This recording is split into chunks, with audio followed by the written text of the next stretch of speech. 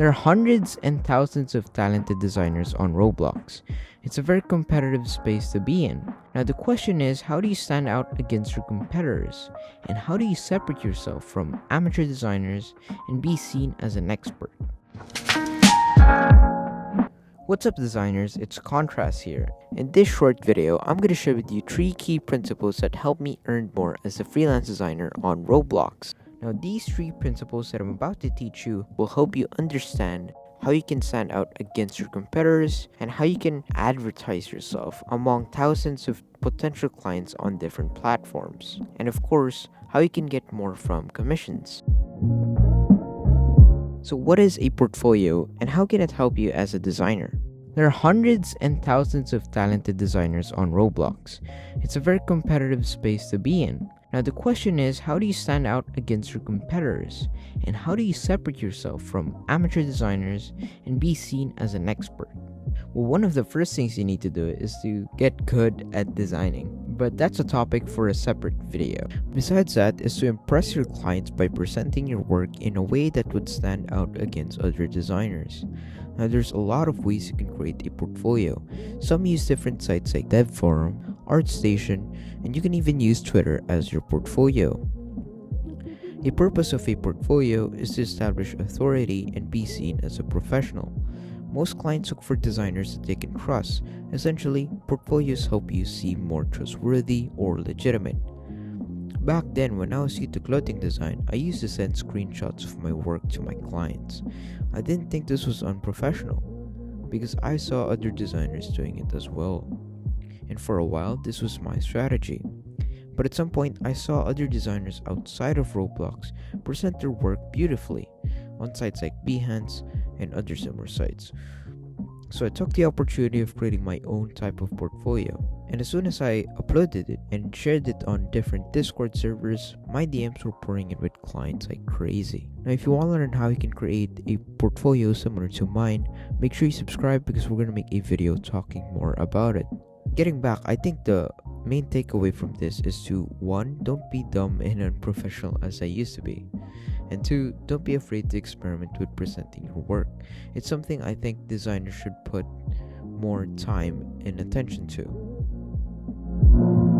This might sound counterintuitive, depending on how you look at it.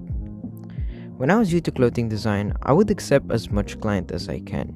Even clients that pay as low as 100 Robux per outfit. And for a while, I was working 24/7. I was consistently grinding. I was working for 10 different clients at a time.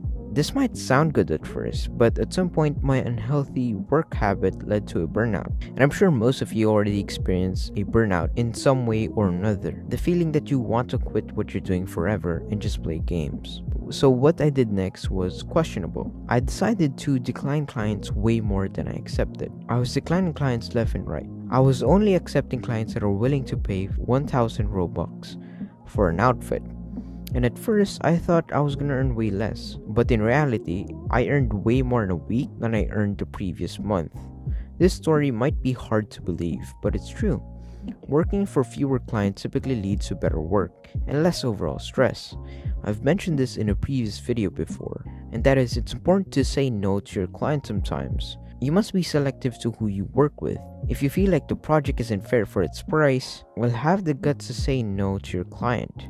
And I know it's often hard to say no because we think we're saying no to opportunity. But it's important to realize that opportunity can come from anywhere. It doesn't necessarily mean it's going to come from one small client. I think this is one of the obvious ones, but not enough people are doing it. When I was into clothing design, I had no idea how to share my clothing projects. I used to share my work on different Discord servers, but that could only go so far. Up until recently, when I started sharing my work on Twitter, it led to me getting more exposure and helped me make a name for myself. Using Twitter to showcase your work is a way to advertise yourself to potential clients you never thought you're going to work with. To recap, number 1 is to make a portfolio to stand out from other designers. You want to create a portfolio that makes you appealing to work with. Find creative ways you can present your work differently. Number 2 is choosing the right client. Don't be afraid to charge more. Have the guts to say no to crappy offers. Don't be afraid to decline clients. 3 is to advertise yourself as much as you can. Marketing yourself is just as important as your designing skills. If you're interested in improving your clothing design in the shortest amount of time possible, make sure you check out our clothing asset pack with over 60 pre-made clothing assets that would speed up your workflow. In addition to that, if you decide to support us on Patreon, you'd get access to 10 bonus clothing assets each and every month. Check the link below if you're interested. Thank you so much for watching till the end of this video.